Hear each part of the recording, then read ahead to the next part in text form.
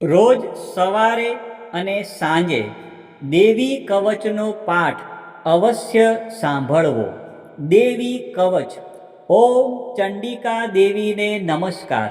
માર્કંડેયજીએ કહ્યું, હે પિતામહ, જે આ સંસારમાં પરમ ગોપનીય અને મનુષ્યનું બધી રીતે રક્ષણ કરનારું છે, અને જેને તમે અત્યાર સુધી બીજા કોઈ સામે પ્રગટ ન કર્યું હોય એવું કોઈ સાધન મને કહી બતાવો.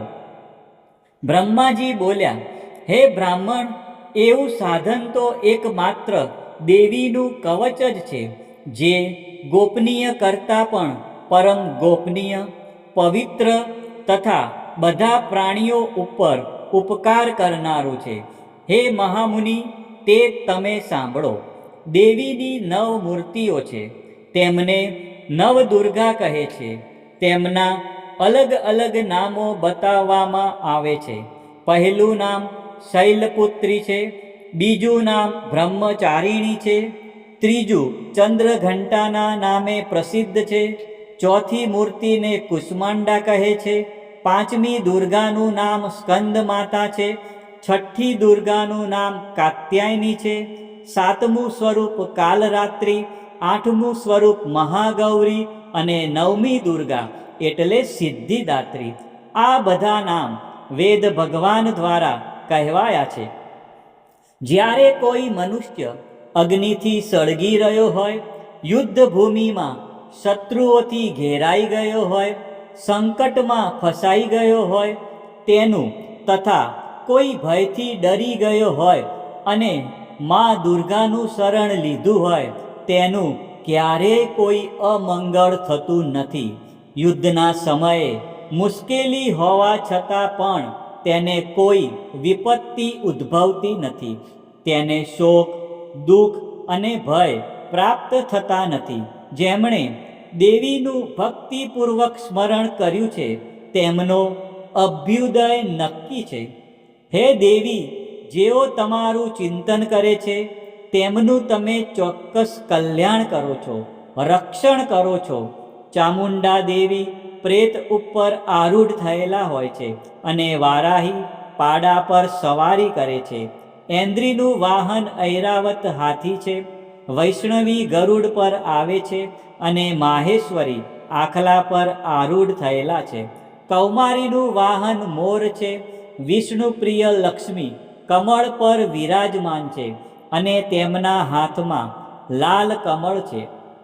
આખલા પર આરૂઢ થયેલ દેવી ઈશ્વરીએ શ્વેત વસ્ત્ર ધારણ કરી રાખ્યા છે. બ્રાહ્મી હંસ પર બેઠેલા છે અને બધા જ આભૂષણો ધારણ કર્યા છે. આ બધી દેવીઓ માતાઓ યોગ શક્તિઓથી સંપન્ન છે, જેઓ અનેકવિધ આભૂષણો પહેરવાથી શોભે છે. તેમણે અનેક રત્નો ધારણ કર્યા છે, ક્રોધથી ભરેલી છે અને ભક્તોનું રક્ષણ કરવા રથમાં બેઠેલી છે. આ દેવીઓના હાથમાં શંખ, ચક્ર, ગદા, શક્તિ, હળ, મુસળ, ખેટક, તોમર, કુહાડી, દોરડું, કુંત, ત્રિશૂળ અને ઉત્તમ ધનુષ્ય ધારણ કરેલા છે. દૈત્યોના શરીરનો નાશ કરવો અને ભક્તોને અભય દાન આપવું, દેવતાઓનું હિત કરવું એ તેમના શસ્ત્ર ધારણનો ઉદ્દેશ છે. મહારૌદ્ર રૂપ, અત્યંત ઘોર પરાક્રમી, મહાબલી અને મહા ઉત્સાહયુક્ત હે દેવી, તમે મહાન ભયનો નાશ કરનારા છો. તમને મારા નમસ્કાર છે. તમારી સામે જોવું પણ મુશ્કેલ છે. શત્રુઓનો ભય વધારનારા હે જગદંબિકા, મારું રક્ષણ કરો. પૂર્વ દિશામાં ઐન્દ્રી મારું રક્ષણ કરે, અગ્નિખૂણામાં અગ્નિશક્તિ, દક્ષિણ દિશામાં વારાહી તથા નૈઋત્ય ખૂણામાં ખગધારિણી મારું રક્ષણ કરે, પશ્ચિમ દિશામાં વારુણી અને વાયવ્ય ખૂણામાં હરણ પર સવારી કરનારા દેવી મારું રક્ષણ કરો. ઉત્તર દિશામાં કુમારી અને ઈશાન ખૂણામાં શૂલધારિણી મારું રક્ષણ કરો. હે બ્રહ્માણી, તમે ઉપરની બાજુએ મારું રક્ષણ કરો. હે વૈષ્ણવી, તમે નીચેની બાજુએ મારું રક્ષણ કરો. આ જ પ્રમાણે સબજેનું વાહન છે તે ચામુંડા દેવી દસે દિશાઓમાં મારું રક્ષણ કરો. જયા આગળની બાજુએ, વિજયા પાછળની બાજુએ રક્ષણ કરે. ડાબા ભાગે અજિતા દેવી, જમણા ભાગે અપરાજિતા મારું રક્ષણ કરે. ઉદ્યોતિની શિખાનું રક્ષણ કરે અને ઉમા મારા મસ્તક પર વિરાજિત થઈને મારું રક્ષણ કરે. માલાધરી દેવી મારા કપાળનું અને યશસ્વી મારી ભમરોનું રક્ષણ કરે. ત્રિનેત્રા ભમરોના મધ્ય ભાગનું અને યમઘંટા દેવી નાસિકાઓનું રક્ષણ કરે. શંખીની બંને આંખોના મધ્ય ભાગનું રક્ષણ કરે અને દ્વારવાસીની કાનોનું રક્ષણ કરે. કાલિકા ગાલોનું તથા શાંકરી કાનોના મૂળ ભાગોનું રક્ષણ કરે. સુગંધા નાસિકાઓની અને ચર્ચિકા દેવી ઉપરના હોઠનું રક્ષણ કરે.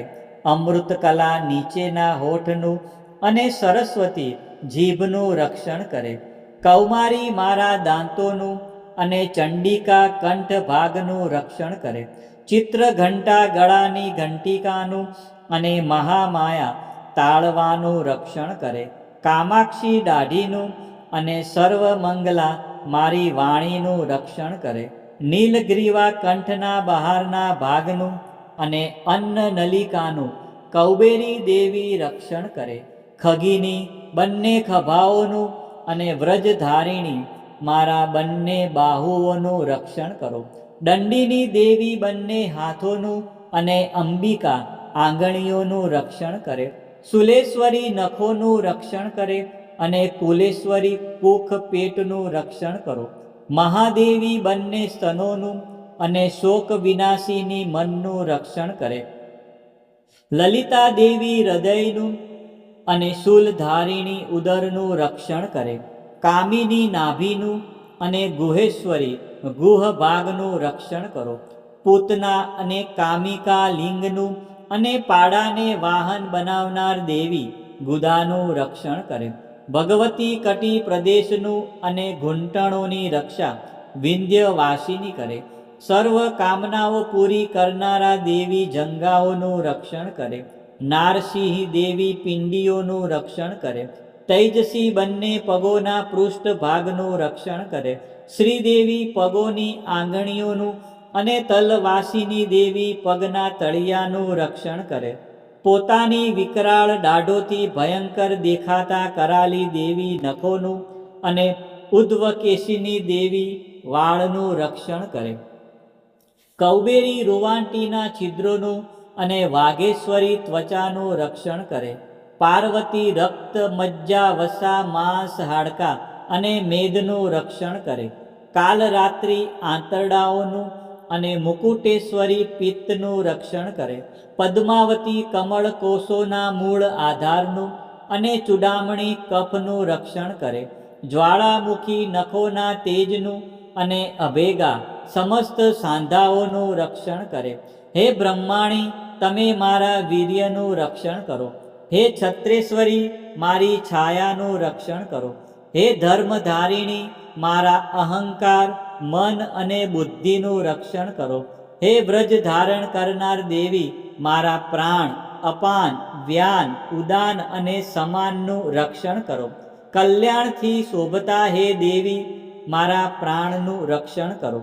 યોગીની દેવી રસ, રૂપ, ગંધ, શબ્દ અને સ્પર્શનું અને હે નારાયણી, તમે મારા સત્વ, રજ અને તમો ગુણનું રક્ષણ કરો. વારાહી આયુષ્યનું રક્ષણ કરે. વૈષ્ણવી ધર્મનું રક્ષણ કરે તથા ચક્ર ધારણ કરનારા દેવી યશ અને કીર્તિ, લક્ષ્મી અને ધનનું તેમજ વિદ્યાનું રક્ષણ કરો. હે ઇન્દ્રાણી, તમે ગોત્રનું રક્ષણ કરો. હે ભૈરવી, પત્નીનું રક્ષણ કરો. હે ચંડિકા, મારા પશુઓનું રક્ષણ કરો. હે મહાલક્ષ્મી, પુત્રોનું, સંતાનોનું રક્ષણ કરો. હે સુપથા દેવી, મારા પથનું અને ક્ષેમકરી દેવી મારા માર્ગનું રક્ષણ કરે. હે મહાલક્ષ્મી, રાજદ્વારી કાર્યોમાં મારું રક્ષણ કરો. તથા સર્વ બાજુએ રહેલા વિજયા ચારે બાજુ રહીને રક્ષણ કરો. હે દેવી, જે સ્થાન દેવી કવચમાં કહેવાયું નથી અને તેથી રક્ષણ વિનાનું છે, તે બધા સ્થાનો તમારા વડે સુરક્ષિત થાય, કારણ કે તમે વિજયશાલિની અને પાપનાશીની છો. મનુષ્ય પોતાના શરીરનું ભલું ઈચ્છતો હોય તો તેણે દેવી કવચનો પાઠ કર્યા વિના એક ડગલું પણ ભરવું નહીં. દેવી કવચનો પાઠ કરીને જ યાત્રા કરવી. દેવી કવચના પાઠથી બધી બાજુથી સુરક્ષિત થયેલો મનુષ્ય જ્યાં જ્યાં જાય છે ત્યાં ત્યાં તેને ધન લાભ થાય છે તથા સઘળી કામનાઓ પર વિજય પ્રાપ્ત થાય છે. તે જે અભિષ્ટ વસ્તુનું ચિંતન કરે છે તેને તે અચૂકપણે પ્રાપ્ત કરી લે છે. તે મનુષ્ય આ પૃથ્વી ઉપર અતુલ ઐશ્વર્ય પામે છે. દેવી કવચથી રક્ષાયેલો મનુષ્ય નિર્ભય થઈ જાય છે. યુદ્ધમાં તેમનો પરાજય થતો નથી તથા તે ત્રણેય લોકમાં પૂજનીય બને છે. આ દેવી કવચ દેવતાઓને પણ દુર્લભ છે. જે આ દેવી કવચનો દરરોજ 3 સંધ્યાએ શ્રદ્ધાપૂર્વક પાઠ કરે છે તેની દૈવી કલા પ્રાપ્ત થાય છે તથા તે ત્રણેય લોકમાં પરાજિત થતો નથી. એટલું જ નહીં, તે અપમૃત્યુથી રહિત થઈને 100 કરતાં પણ વધુ વર્ષ જીવે છે. દેવી કવચ ધારણ કરનારા મનુષ્યની રાજા તરફથી સન્માન અને વૃદ્ધિ થાય છે. આ દેવી કવચ મનુષ્યના તેજની વૃદ્ધિ કરનારું અને ઉત્તમ છે. આ દેવી કવચનો પાઠ કરનારો મનુષ્ય પોતાની કીર્તિથી શોભા પામીને પૃથ્વી ઉપર પોતાના સુયશ સાથે સાથે વૃદ્ધિ પામે છે. જે પહેલા દેવી કવચ કરીને સપ્તસતી ચંડી પાઠ કરે છે તેની જ્યાં સુધી વન પર્વત હોય ત્યાં સુધી તે આનંદથી યુક્ત આ પૃથ્વી ઉપર રહે છે. તેના પુત્રો પૌત્રો સંતાન પરંપરા બનેલી રહે છે. પછી દેહાંત થતાં તે મનુષ્ય મહામાયાની કૃપાથી નિત્ય પરમપદને પામે છે. જે દેવતાઓને પણ દુર્લભ છે. તે સુંદર દિવ્ય રૂપ ધારણ કરે છે અને કલ્યાણ શિવની સાથે આનંદનો ભાગી બને છે.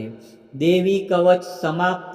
બોલો શ્રી અંબે માત કી જય, ચામુંડા માત કી જય, ખોડિયાર માત કી જય, ઉમિયા માત કી જય, મહાકાળી માત કી જય, બહુચર માત કી જય, 64 જોગણી માત કી જય.